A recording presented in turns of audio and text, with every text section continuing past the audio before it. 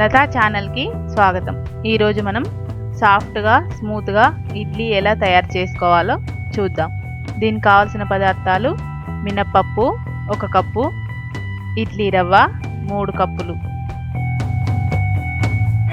ఇప్పుడు ఒక బౌల్లో మినప్పప్పును తీసుకొని వాటర్ పోసుకొని కడిగి ఆ నీళ్లను వార్పేసి మళ్ళీ కొన్ని నీళ్లు పోసుకొని నానబెట్టుకొని పక్కకు పెట్టుకోవాలి.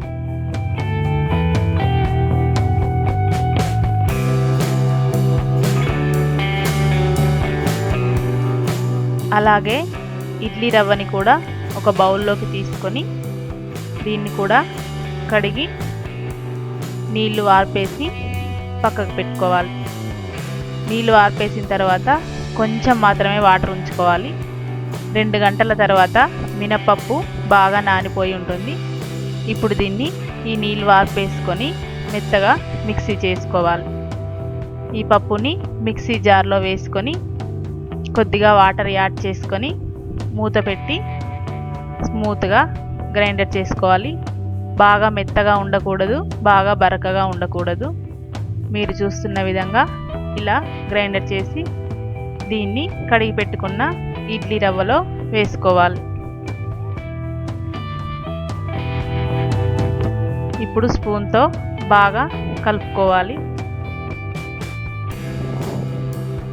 ఇలా ఒకసారి కలుపుకున్న తర్వాత 1 స్పూన్ ఉప్పు, 1/2 టీ స్పూన్ వంట సోడా వేసుకొని మరొకసారి బాగా కలుపుకోవాలి.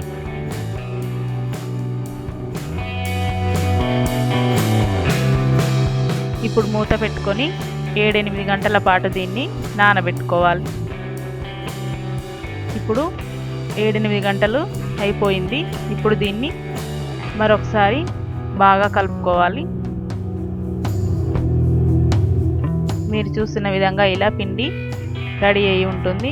ఇప్పుడు ఇడ్లీ ప్లేట్లు తీసుకొని అందులో కొంచెం కొంచెంగా నూనె వేసుకోవాలి.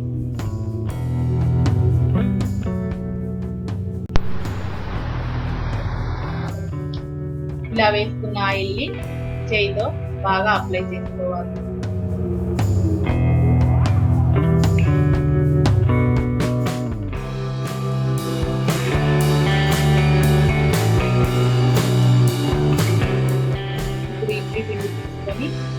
హోల్స్లో వేసుకోవాలి. బాగా ఎక్కువగా వేసుకోకుండా చూడాలి. పిండి ఎక్కువగా వేసుకుంటే ఇడ్లీలు మందంగా ఉంది, మెత్తగా ఉంటుంది. అందుకని కొంచెం తక్కువ క్వాంటిటీలో వేసుకోవాలి.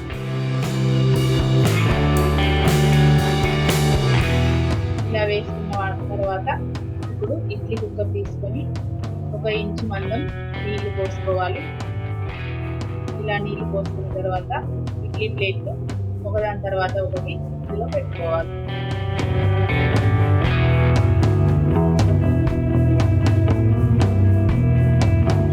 ఇప్పుడు మూత పెట్టుకొని ఈ కుక్కర్ని స్టవ్ పై పెట్టుకోవాలి.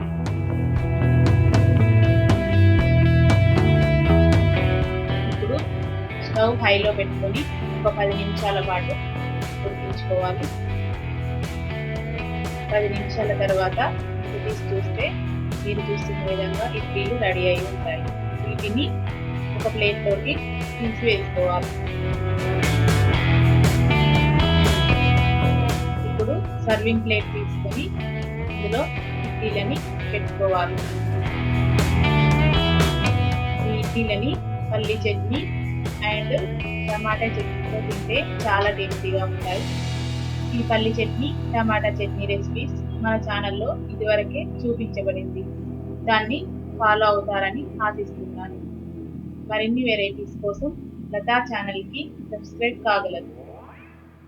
ధన్యవాదములు.